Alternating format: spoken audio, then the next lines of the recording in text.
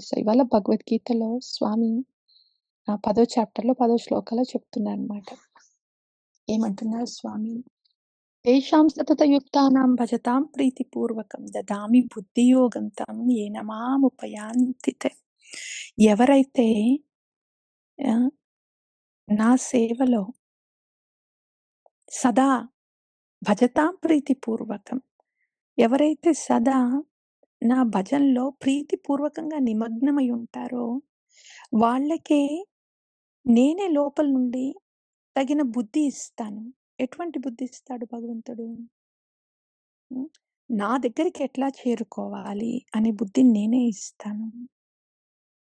అంతేనా స్వామి? ఉట్టి ఆధ్యాత్మిక బుద్ధి అయినా నేను భజన చేస్తే, మరిప్పుడు నాకిది భౌతికంగా ఈ జగత్తులో ఉన్నాను. భౌతిక బాధ్యతలున్నాయి. భౌతికంగా కూడా ఎట్లా ఉండాలో అది కూడా వస్తుందా? ఎవ్రీథింగ్ వస్తుంది. భక్తుడు భగవంతుడి సొత్తయినప్పుడు అక్కడ ప్రత్యేకంగా ఇది ఆధ్యాత్మికమంది, ఇది భౌతికమైంది అంటే ఇంకేమి లేదు. భగవాన్ నేను నీ సొత్తు. నన్ను నీ ప్రీతి సేవలో ఉంచు అని స్వామికి మనము అట్లాంటి ప్రార్థనతో మన చిత్తం అర్పితమైనప్పుడు, ఇక మనకు సంబంధించి ఇది ఆధ్యాత్మికమైంది, ఇది భౌతికమైంది, ఇది నా కుటుంబానికి సంబంధించింది, ఇది నా జాబ్‌కి సంబంధించింది, ఇది నా హెల్త్‌కి సంబంధించిందంటూ ఏముండదు. అన్నీ భగవంతుడికి సంబంధించినయే. ఈ బాడీ గూడా భగవంతుడికి సంబంధించిందే. ఈ బాడీకి సంబంధించిన కుటుంబం గూడా భగవంతుడికి సంబంధించిందే. ఈ హెల్త్ అయినా, ఈ టైం అయినా, ఈ జాబ్ అయినా ఏదైనా అంతా భగవత్ సంబంధమైతే అయిపోతుంది. నేను నీ సొత్తు భగవన్ అన్నప్పుడు, మరి నాకు సంబంధించిందంతా కూడా భగవంతుడి సొత్తే కదా! ఇక దానికి ప్రత్యేకంగా నేను ఆలోచన పెట్టాల్సిందేముంది? ఆ! భగవంతుడికి ప్రీతి సేవలో నిమగ్నమైనప్పుడు, భజనలో నిమగ్నమైనప్పుడు ఇంక సెపరేట్ ఆలోచన అంటూ అవసరం లేదు. నేను పెట్టాల్సిన అవసరం లేదు. భగవంతుడు ఇస్తాడు లోపల నుండి. సో, అందుకనే నా ఆలోచనల్లో, నా ప్రార్థనల్లో ఎప్పుడైనా, హే భగవన్! నేను నీకిప్పుడు ఏం సేవ చేయాలి? నన్ను ప్రీతితో ఆ సేవ నీకు చేయించుకోవా? అదొక్కటే ఆలోచన. అదొక్కటే ప్రార్థన. ఆ సేవ ఏ రూపం తీసుకుంటుంది? ఎవరికి ఎట్లా వెళ్తుంది ఆ సేవ? అదంతా మారచ్చు. పూలు గుచ్చుతున్నప్పుడు సూదిలో దారం పెట్టి పూలు గుచ్చుతుంటే, ఏ పూలు పడుతున్నాయి పైన? దండలో ఏ పూలు పడుతున్నాయి? ఎట్లా పడుతున్నాయి? హ్మ్. అయి ఏమో మార్పు ఉండొచ్చు. కానీ లోపల దారం మాత్రం ఒకటే కదా! పూల దండలో ఉన్న దారం మాత్రం ఒకటే. పూలు మారుతుండొచ్చు పైన. అట్లాగే మనకి మనము భగవంతుడి సొత్తు. సో, హ్మ్. మనది మన నిత్య వృత్తి అనుక్షణం ఎప్పుడైనా కూడా, హే భగవన్! నేను నీ సొత్తు. సో, నీకేం చేయాలి చెప్పు? నీ సేవ చేయించుకోవా? అనేది మారదు.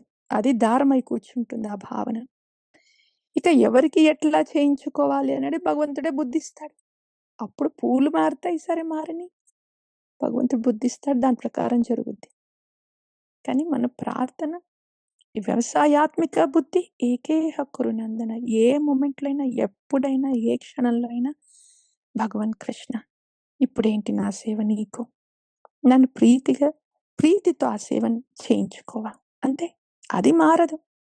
ఈ భౌతిక శరీరంలో ఉన్నానా, ఇది వదిలిపెట్టేసి ఆధ్యాత్మిక జగత్తుకెళ్ళానా, ఎక్కడున్నా కూడా అది మారదు. హ్మ్. ఆ తర్వాత మనము గురువాష్టకం అది విన్నాము. ఇట్లా ఇంత నిష్ట ఉండాలి లోపల, ఇంత క్లారిటీ ఉండాలి అనంటే అది మనంతట మనకొచ్చేది కాదు. ఆహ్, గురువు ద్వారా, సంధిని శక్తి ద్వారా వస్తుందన్నమాట. భగవన్ నేను నీ సొత్తు అని అన్నప్పుడు హ్మ్. ఎంత మాత్రం అర్థమయ్యాడేంటి భగవన్ నాకు నేను సొత్తుగా పెట్టుకోవడానికి భగవంతుడి పాదాల దగ్గర. సో, గురువు. హ్మ్. భగవంతుడినిచ్చేది గురువన్నమాట. అదే వింటాము గురువాష్టకంలో.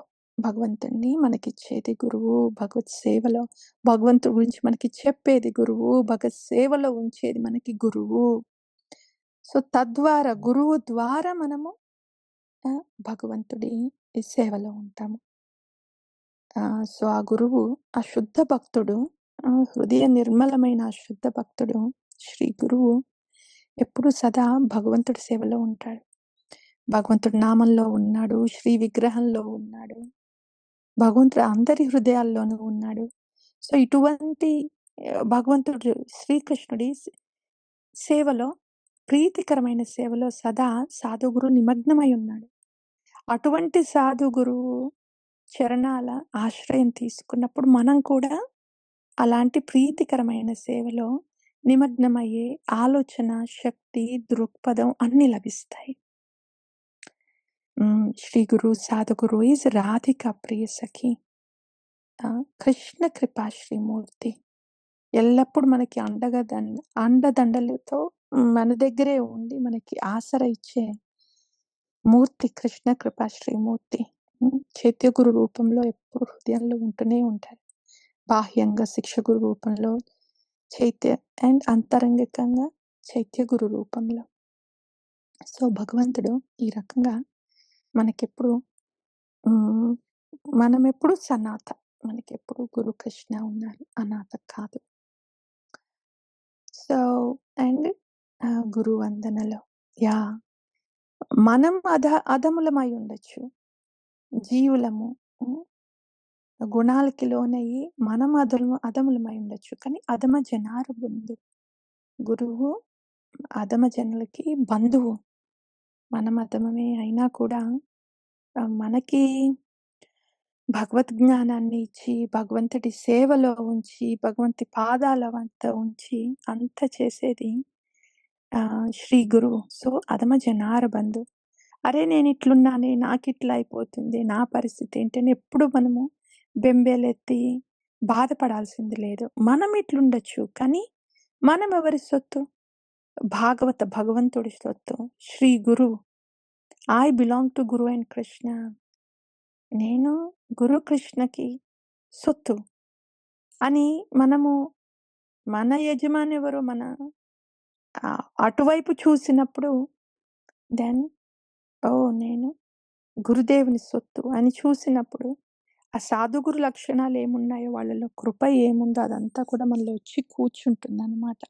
సంధిని శక్తి వచ్చి కూర్చొని మనల్ని ఈ గుణ సముద్రం నుండి పైకి తీస్తుంది. సో, మనల్ని మనం చూసుకొని బెంబేలెత్తిపోయి బాధపడే పరిస్థితి ఏం లేదు. ఇట్లా ఉన్నానని. మనము గురుకృష్ణ వైపు చూడాలి. చూసి వాళ్ళేం చెప్పారో తదనుగుణంగా ఆలోచన చేసి సేవలో ఉంటే ఆటోమేటిక్‌గా మన లోపల కూడా అంత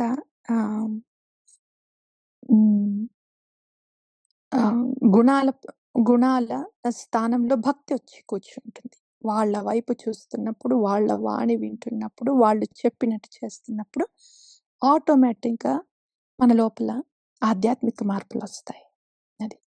ఆ తర్వాత వైష్ణవుల అందరికీ ప్రణతి చేశాము. ఎందుకంటే వైష్ణవులందరూ విష్ణువు సొత్తు కాబట్టి. దెన్ తులసిదేవి. తులసి వినతి విన్నాము. తులసిదేవి మనం చుట్టూ ప్రదక్షిణం చేసేటప్పుడు ఎప్పుడైనా గుర్తుంచుకోవాల్సింది. ఈ తులసిదేవి ప్రదక్షిణం చేస్తున్నాము. బాహ్యంగా ఇది జరుగుతుంది కానీ తులసిదేవి వృందావనం అనేది ద గ్రోవ్స్ ఆఫ్ వృందావనం అనేది అంతరంగికమైనది. And సనాతనమైనది, eternal. హృదయంలో ఉండేది ఇది వృందావనం అనేది.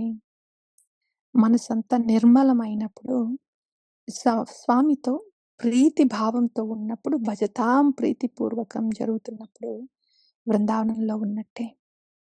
అటువంటి వృందావనంకి మనం చేరుకోవాలి.